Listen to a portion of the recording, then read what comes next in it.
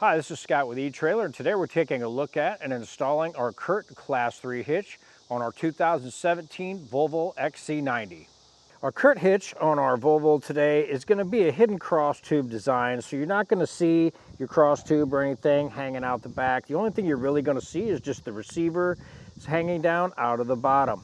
Now this is going to be a black gloss powder coated finish on this one, so it looks really good and it kind of matches our trim that we have on our Volvo.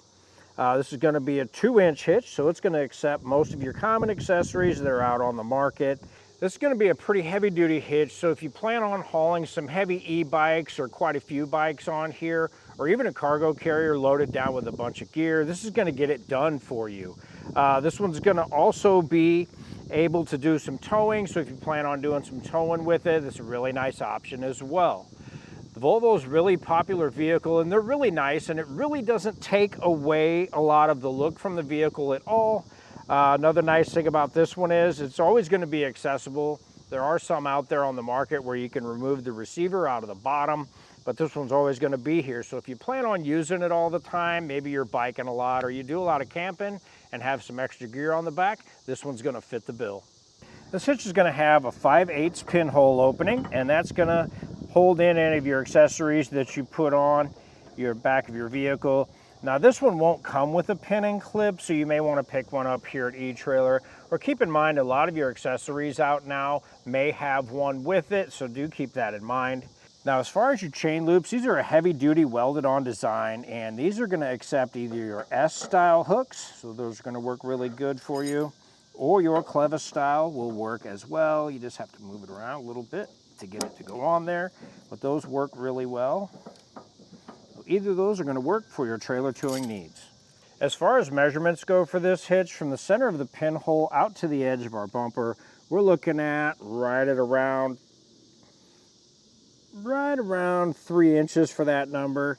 And with that number, you'll be able to decide on if any of your accessories that fold up or stow away will make any contact with the back of your vehicle when you do fold those up. Now from the ground to the top inside of our receiver tube, we're looking at right around 14.5 inches. And with that measurement, you'll be able to decide if you need any rise of the shank of your cargo carriers or your bike racks. As far as weights go for this hitch, we're looking at a tongue weight rating of 900 pounds. So that's going to accommodate your large bike racks with a bunch of bikes on it, or a few of your big heavy e-bikes are also going to work for that. As far as gross trailer weight rating, we're looking at 6,000 pounds. Now that's going to be the weight of your trailer and everything that you have on that. Now keep in mind, it's always a good idea to take a look in your owner's manual and make sure you're not exceeding any of your maximum towing capacities for your vehicle. Now if you have any questions or comments about this hitch for your Volvo, feel free to get a hold of us here at eTrailer. One of our experts would be glad to help you out.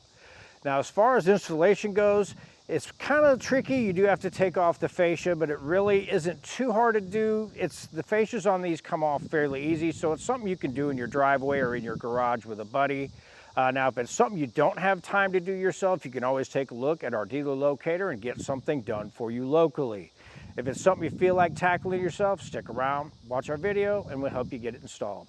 To start our installation, underneath of our vehicle, we're going to have 4 T20 Torx bits underneath that we're going to need to remove.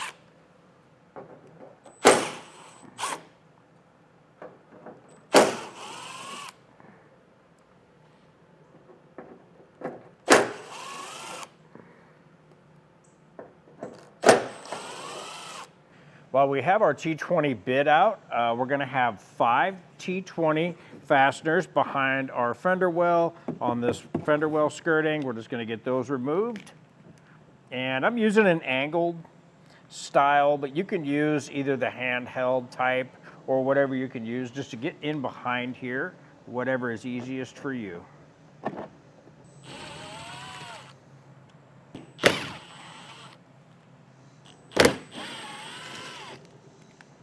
Now I'm just going to take a trim tool, and we need to remove this piece of trim that goes around our wheel well here.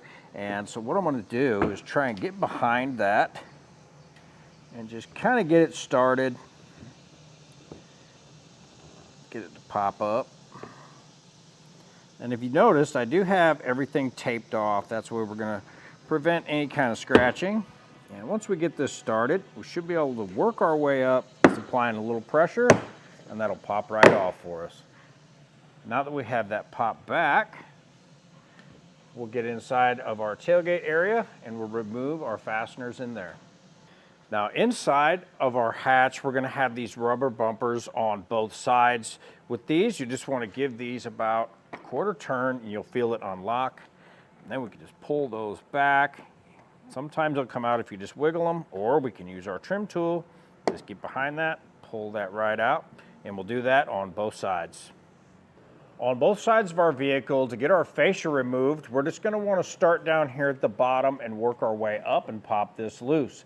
Now this inner plastic part that we see here is gonna stay with the vehicle, and this outer section is gonna get removed off. So I'm just gonna start, and these can be on there pretty good, so just give them a little bit of pressure. Work your way up. Now this upper one sometimes will give you a little bit of a fight, so if you have your trim tool, that will help you out sometimes. Just gonna have to get under that and work that out. Now we can work our way across the back. Just pop that out as we go along, and we'll do that on both sides. And once we get to a point, we'll make sure we're holding up on our fascia so it doesn't just pop off on us. Now generally these remove pretty easy, and once we get to this point, we notice that we will have a wiring harness right here on our passenger side. And to get that removed, you just want to push in on that clip. May need a second set of hands to make it a little easier on you. Now I have my buddy Joe helping me out holding it while I remove my harness, push in. They are on there pretty tight, so it probably will take 2 hands. Now we have this removed, we can get our fascia out of the way. On the back of our vehicle, with our fascia out of the way, we're gonna have our bumper beam. We're gonna need to remove this to get our hitch put in place. So on each side, we're gonna have 3 15mm nuts that we're gonna need to remove.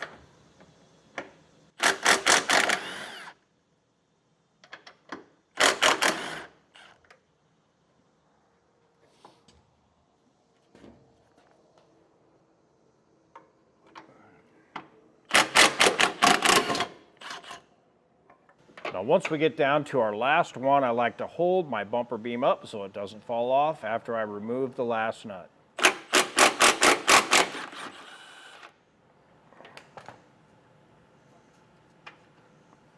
With all of our hardware removed, we can get our bumper beam pulled out of the way. Now one of the things you'll notice is that in your kit you're going to have some extra hardware. We will be using the factory nuts to reinstall it, but also in your kit you're going to have this gold colored bolt and some washers. Now these are going to be used if your Volvo has the weld nuts in the body right here, and so these are supplied for that. Now when we install these, it's going to be hard to see, so I'm going to show you how we do that with your hardware. What I like to do is just kind of clean out with a tube brush, clean out my threads on my weld nut, and you can spray these with a little bit of penetrating oil if you want. But then after we do that, the way we install this hardware is we'll take our bolt from our kit and we're going to have our conical tooth washers.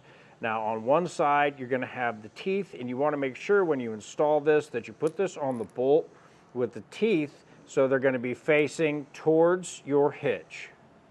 Now before we get our hitch in place, in our instructions it tells us we need to bend these tabs back. So what I like to do is just kind of test fit it and see if it's going to interfere with those or not. And on our model it's not even going to come close to touching it, so I think we'll just leave those be. So now we have our hitch set in place, and now we'll take our bumper beam that we removed and we'll just put that right on top of our hitch. That's going to sandwich those two together. Now that we've done that, we'll get a couple of our factory nuts set on to hold everything in place so we can reinstall the rest of our hardware.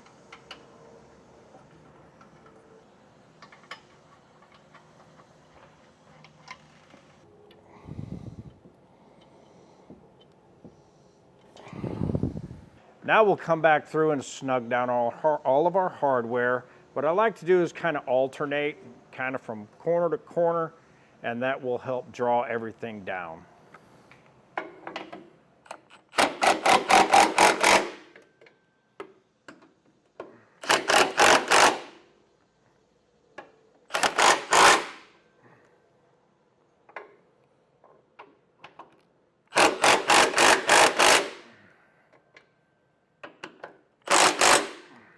Now to tighten down the bolt that we installed, I did have to install a wobble on my extension, and that helps me get up in there. That way I can get that tightened up.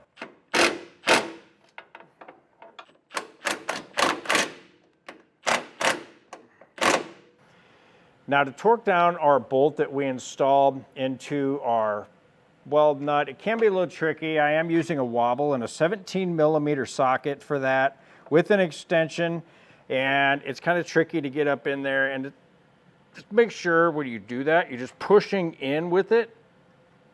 That way it don't slip off, because it's kind of weird with that wobble. Now the rest of them are going to be a 15mm socket. Now if you don't have a torque wrench, you can pick one up here at eTrailer. We do have some options available for that. Or you could always rent one at your local auto parts store. You should be able to pick one up there.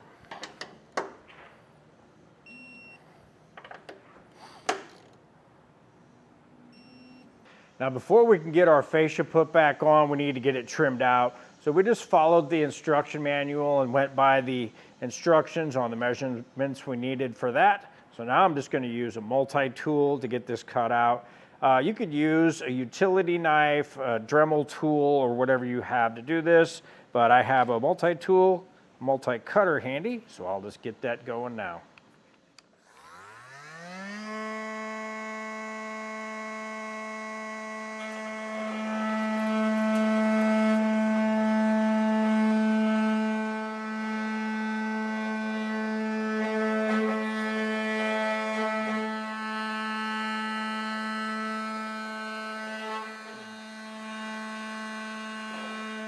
After we got everything cut out and cleaned up the way we wanted it, everything went back together really well. And with everything all back together, that'll do it for our look at and our installation of our CURT Class 3 hitch on our 2017 Volvo XC90. I'm Scott with eTrailer, and thanks for watching.